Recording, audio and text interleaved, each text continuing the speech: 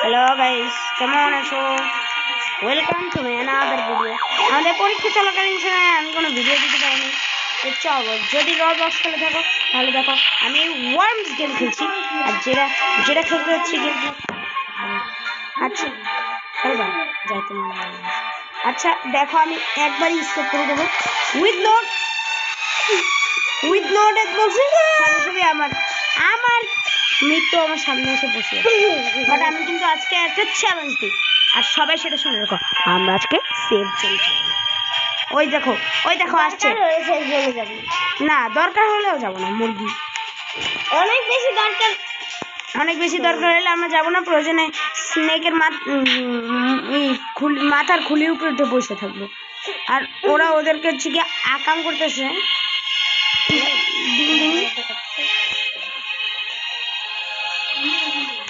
না, আমার ভিডিও আমি বানাইতে আছি। সো আমরা দেখি একটু শান্তি মতো।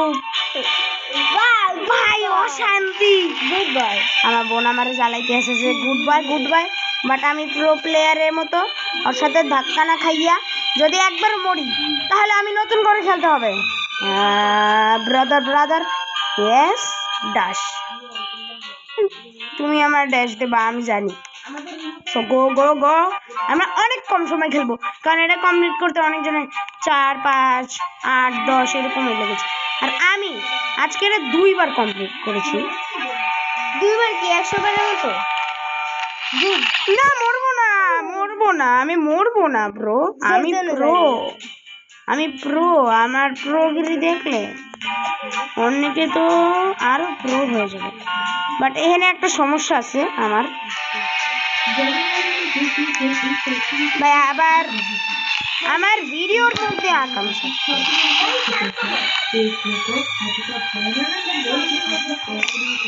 আচ্ছা, তুমি আমার সাথে জয়েন হও।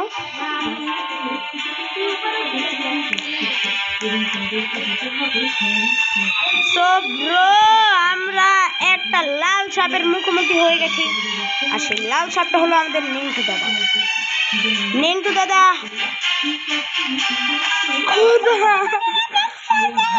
আমাদের সবাই এখানে গপ্প মারতে আছে, তাই জন্য ওই নীল স্নেকটা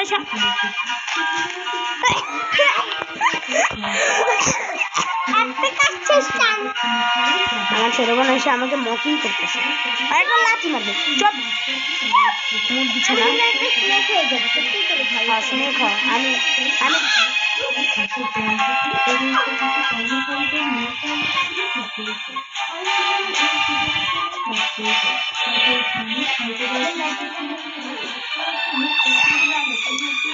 চলো আমরা নিচে যেতে থাকি।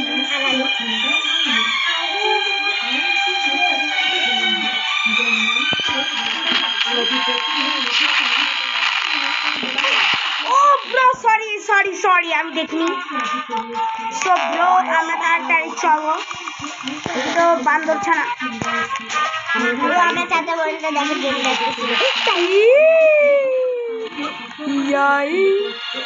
ভাই, আমাকে সবাই মাফ করে দেবে।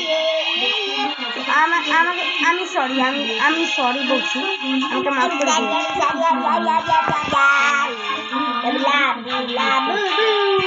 চলো আমাদের একটা ফ্রেন্ডকে আমরা ইনভাইট করে দিই। ইনভাইট। তো আমাদের স্পিড কল অলরেডি আছে। মুরগি ছানা কি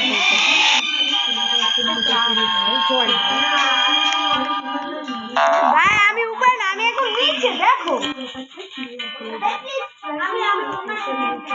ওটার নাম কি ভাই? তোমার ডাবল খেলো না, কমব্যাট এরিনা, এইগুলো কি? আচ্ছা, আমার চাচা তো বলো ভাই, আমাকে মাফ করে দাও। এই স্নেকগুলো অনেক ভয়ঙ্কর।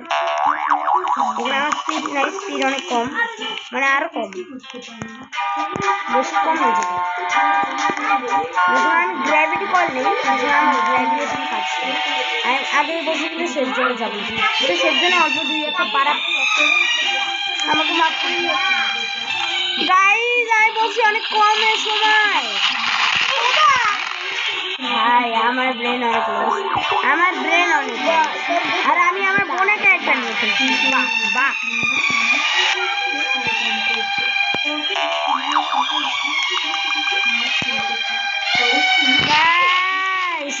পারা করছে। আমার আমার মাত্র 4টা হার্ট বাঁচা আছে, মাত্র 4টা হার্ট।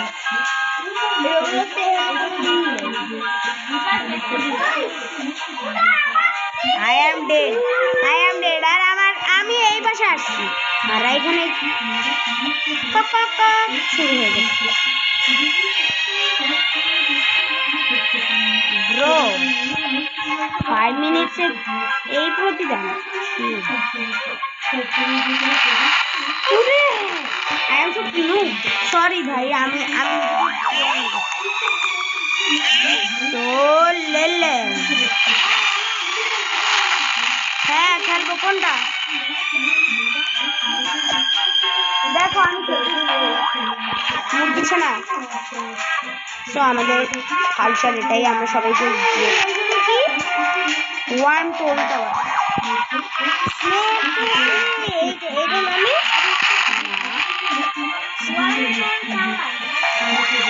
আমি খেলতে আছি, জয়েন হইলেই তো হয় ব্রো। দুজনে মিলে খেলবো না?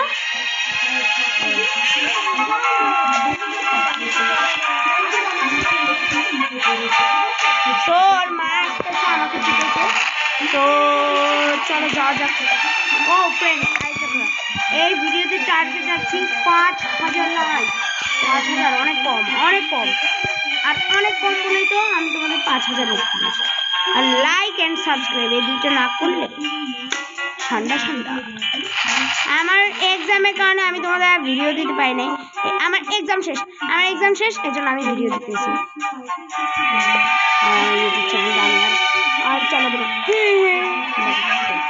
তো চলো, আমার আবার জানুয়ারিতে তোমরা আমার আর দেখতে পারবে না, কারণ জানুয়ারিতে আমার ডেট মৃত্যু দিবস।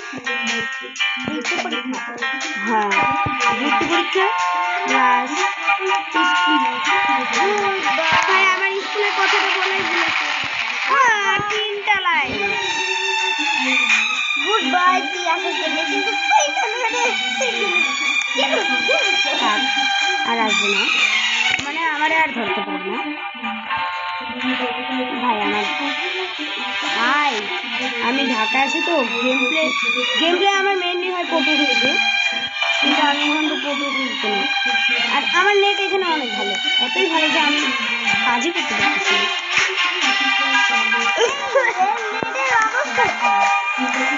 ভাই অনেক খারাপ ভাই, আমার ডিস্টার্ব। তো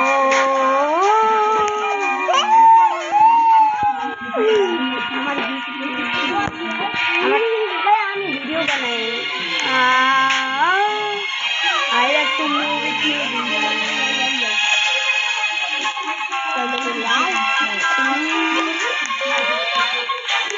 ভাই চলো, আমার আর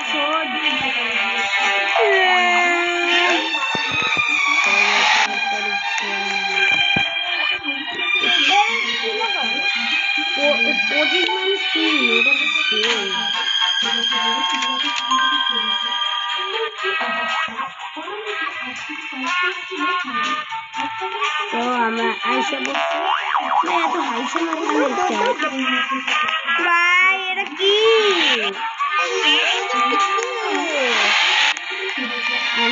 আমি জানি আমি মেয়েতে পাকা আছি। अरे भाई साहब क्या है ये? तो मेरे डेड है या तो मैं डेड बॉडी है यार, डेड बॉडी देख रहा ना है।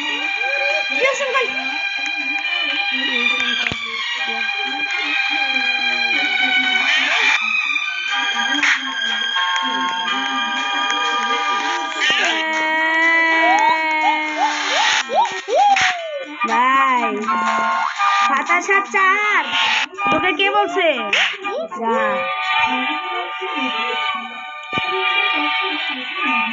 ওফ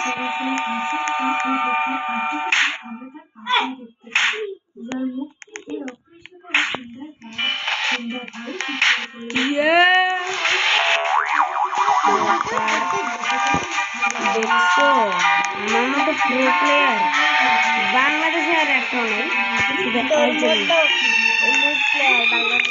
চলো আমরা একটা কিছু কিনে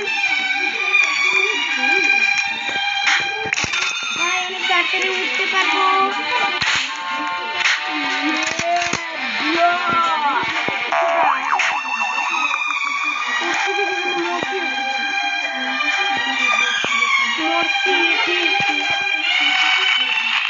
ব্রাদার আই লাভ ইউ।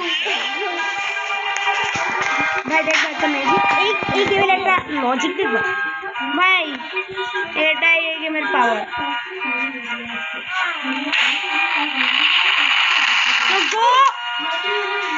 বান্ডি ছাড়া হ্যাঁ চলো আমরা এটা দিয়ে কাজ করি, যেহেতু এটা পায়ে গেছি আমি আর হাত ছাড়া করতেছি। দেখছো প্রো প্লেয়ার কাকে বলে? আমরা বলবো আমিন ভাই, এটা আমার দোষ না ভাই, আমার দোষ না, আমার দোষ না, আমার দোষ না। আমি যাইতেছি। এ ভাই আমার ভিডিও ভাই, সরি ভাই, আমার মাফ করে দাও। ওরা চিল্লাইতেছে জন্য আমার ভিডিওটা রিমেক হচ্ছে। ভাই আমার সামনে ভাই সাপ ওইখানে, ভাই স্কেপ না করে আমি আজকে তোমাদের ছাড়তেছি না।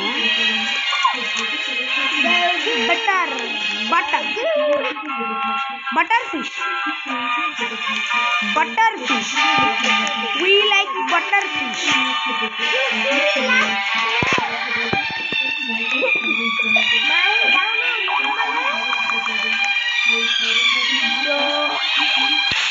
আমরা ভাই ওর যদি টাচ লেগে গেছে,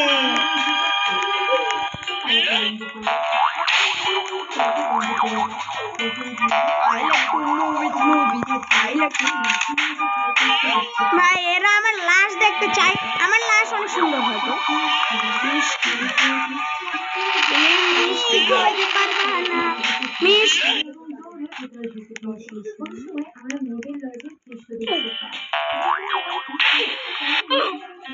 আহা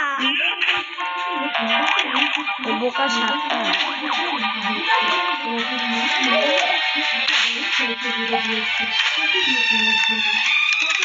চলো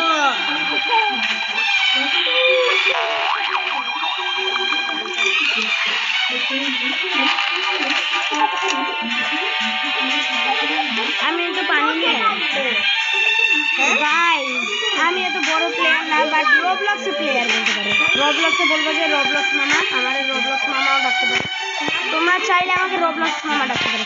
আর আপি আমার এত পানি আমি দেখি, আমার পানি খায়, আমার পানি দে।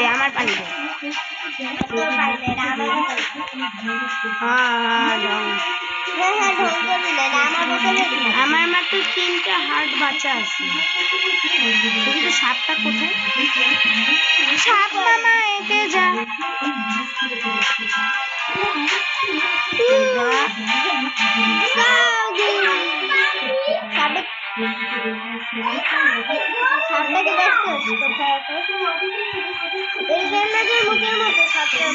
গাইস আমি অনেক ভালো খেলতে পারি,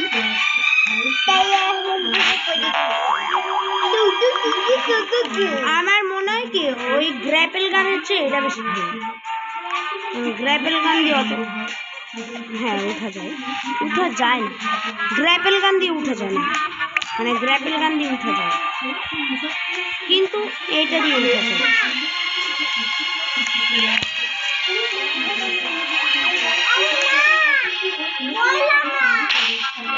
ভাই আমার 2টা হেলথ বাচ্চা থাকবে, তার মানে গাইস প্লিজ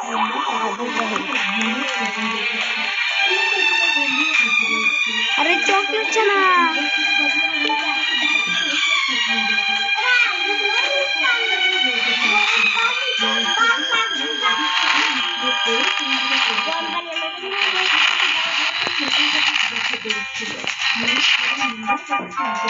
ভাই, আমার যতই কাছে থাকো ও ধরতে পারবে, বিশ্বের সবচেয়ে সুন্দর নারী। জানি নাকি খোদা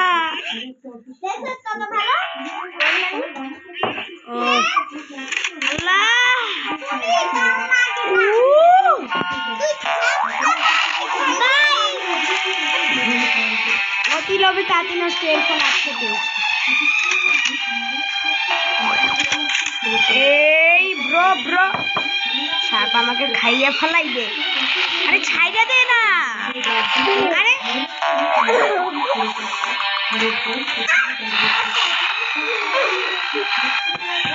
গাইস অনেক ভালো খেলছি ভাই, পৃথিবীর সব থেকে ভালো প্লেয়ার। আমি খেলবো না, আমি খেলবো না।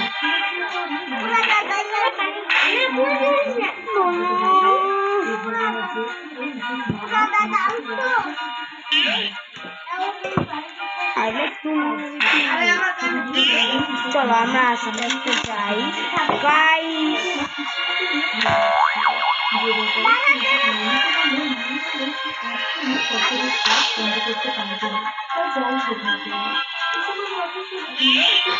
খোদা ভাই আমি এই জন্যই ওয়েট করতেছিলাম কখন অরেঞ্জ এসে আমার ভাই আর একটা হেল্প।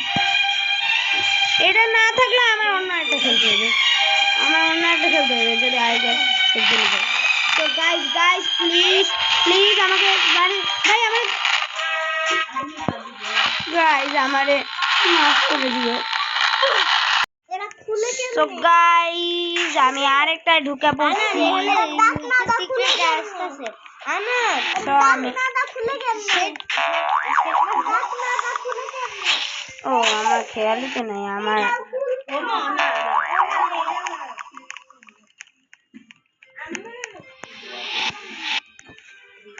এখন কাকে থাপড়ানো যায়?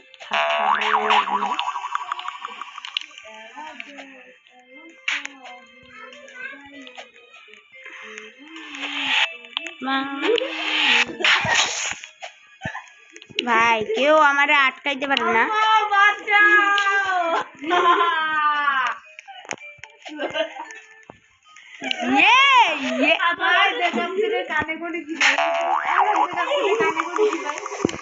ভাই হেডফোন দেখাই ভাই আমার ভিডিও ব্যান গাইস, আমার ভিডিও দেখে একটা পিঁপড়া হয়েছে। এই গেমের মেন নিয়ম হচ্ছে কি সবাইকে ম্যাপ দিয়ে বসে আনো।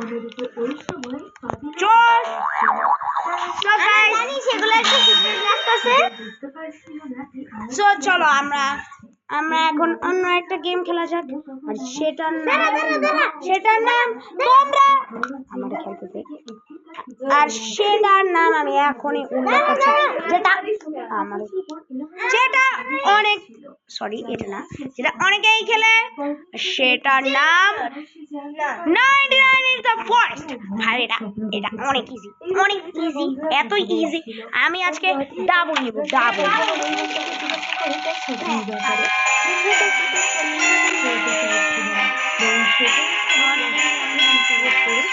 Please bro,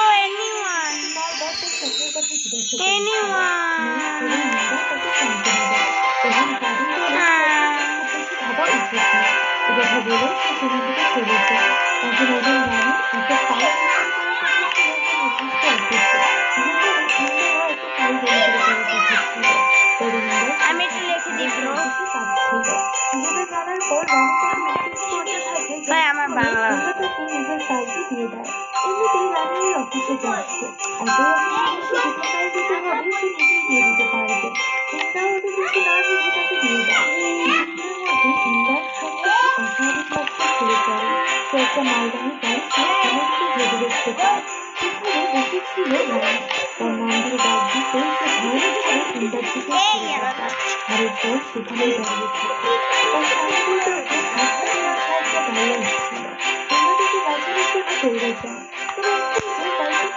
survive 99 Knights. আর এটা আমি আজকে অনেক কঠিন, আমি অনেকগুলো পার্ট দেবো, তারপর চেষ্টা করবো আমরা এটা কমপ্লিট করার, বাট আজকে আমি কমপ্লিট করতে পারবো না।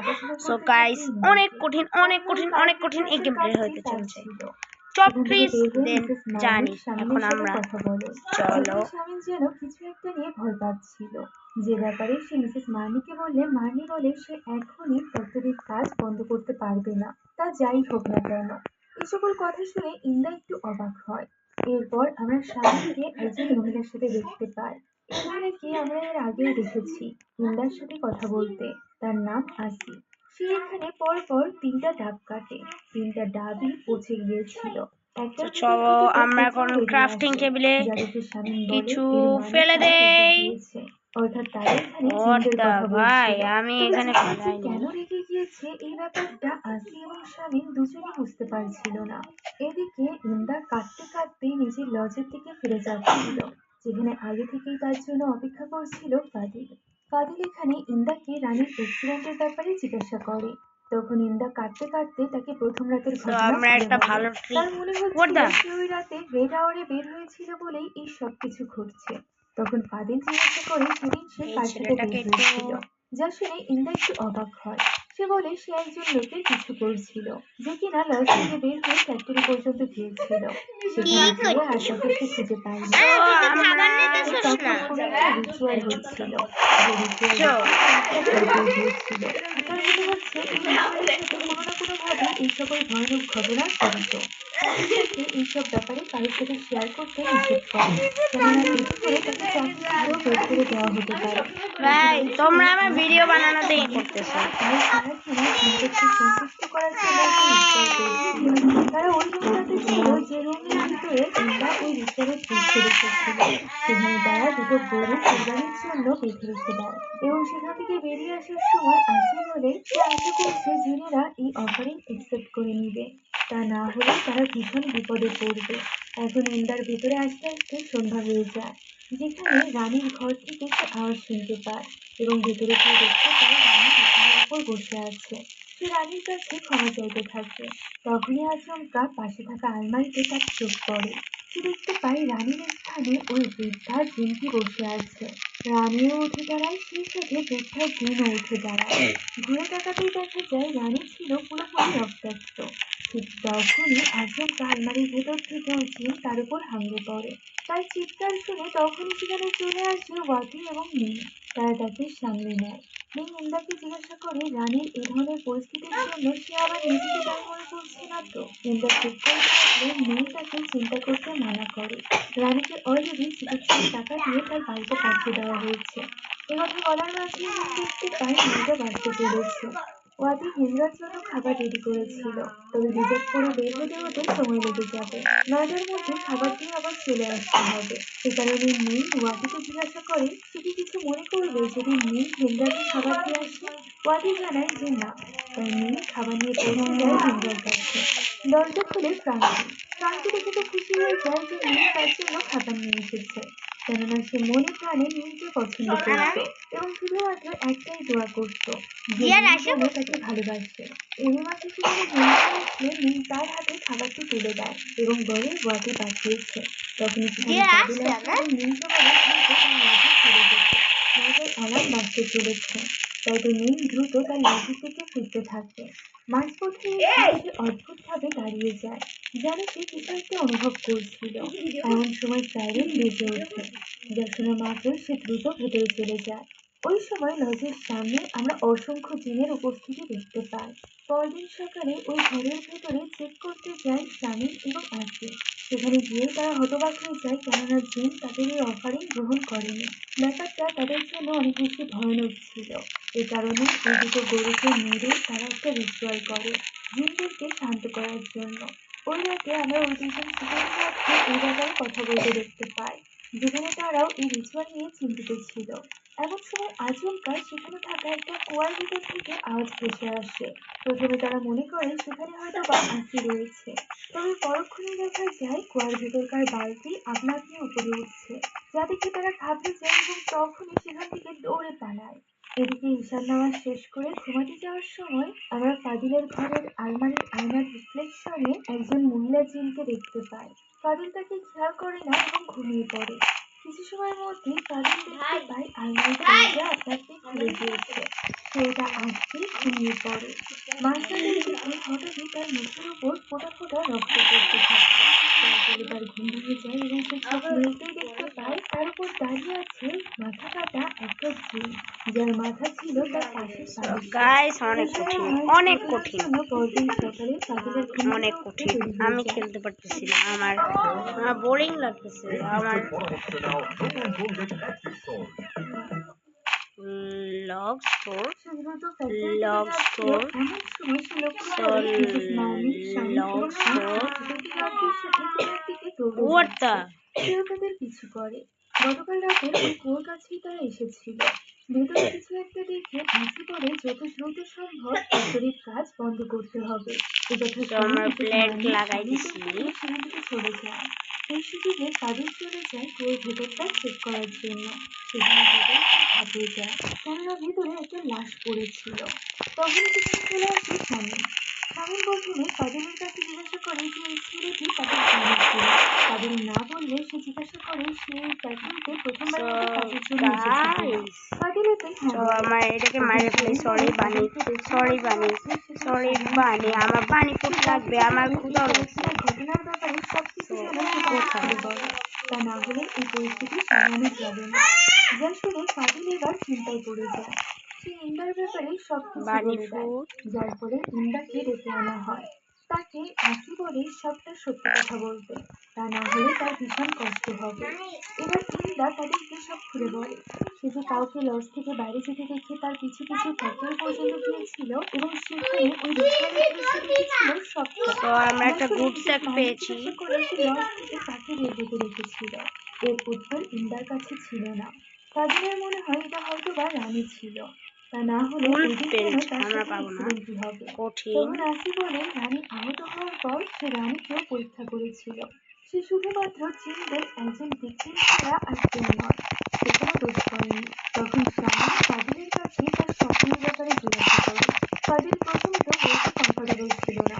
তখন আসি বলে তার মধ্যে কিছু বিশেষ শক্তি রয়েছে। সে যেন নিজের স্বপ্নের কথা বলে। হতে পারে স্বপ্নের ভিতরে কোনো ক্লু পাবে তারা। ফ্যাক্টরিতে আসার প্রথম রাতে, যে রাতে ইন্দা ঘর থেকে বের হয়েছিল, ওই রাতে ফাদিল স্বপ্ন দেখেছিল যে পশ্চিম সাইডে ওয়্যার হাউসে দুজন ব্যক্তি প্রবেশ করছে। তারা জিজ্ঞাসা করলে ইন্দা বলেন সে তো পশ্চিম সাইডের ওয়্যার হাউসে যায়নি, তারা যে সাইডের ওয়্যার হাউসে কাজ করে সেখানেই ছিল। পশ্চিম সাইডের ওয়্যার হাউসটা বহুদিন ধরে বন্ধ, তাই আসি এখানে ধারণা করে যে সেখানে ওই রাতে যে দুজন ব্যক্তি গিয়েছিল তাদের দ্বারাই এমন কোনো পাপ অথবা ভাইরাসের হয়েছে যে কারণে জিনেরা খেতে গিয়েছে। ফাদিলও যখন জানতে পারে পশ্চিম সাইডের ওই ওয়ার হাউসে কাজ যাওয়া নিষিদ্ধ, তখন সে অবাক হয়ে যায়। প্রথম থেকে সে মনে করছিল হয়তো বা স্বপ্নে সেদিন সে ইন্দাকে দেখেছিল, তবে এখন তার কাছে স্পষ্ট ওই দুজন তো আমরা আরেকটা স্টিক, ছিল না, অর্থাৎ অন্য কেউ এই পশ্চিম ভাই সাইডের ওয়ার হাউসে ভাই সবাই এসেছিল। ডিড, আসি শুধু জানে আমি পাইছি ইন্টেনশনালি আছি। এই পশ্চিম সাইডের ওয়ার হাউসটি বন্ধ করে দেওয়া হয়েছিল, আমার কারণ হেল, এখানে একটা ও অগ্নিকাণ্ড শেষ, ঘটেছিল, যার ফলে অনেকেই মারা গিয়েছিল। দেখি তখন তো থেকে ডিয়ার, এখানে প্রবেশ ডিয়ারের নিষিদ্ধ বাচ্চা। ছিল। এখন ওই দিন রাতে শামীম এবং আসি মিলে একটা বিশেষ রিচুয়াল করে জিনেদের সাথে যোগাযোগের জন্য। আসি এখানে একটা চাবুক রিচুয়ালের মাঝেই শামীমের গলায় পেঁচিয়ে ধরে। এক পর্যায়ে শামীমের দম বন্ধ হয়ে যায়। পরক্ষণেই শামীম চোখ মেলে এবং দেখা যায় তার ভিতরে জিন প্রবেশ করেছে। ভয়ঙ্কর কণ্ঠে ওই জিন বলে ওঠে, মানুষ এবং জিনেরা এই ভাই ও স্থানে আমার ১০০ একমাত্র বছরের সম্বল। জন্য চুক্তিবদ্ধ হয়েছিল, আর এই চুক্তি যে ভঙ্গ করবে তাকে মরতে হবে। একথা বলে সে অদ্ভুতভাবে নাচতে আরম্ভ করে।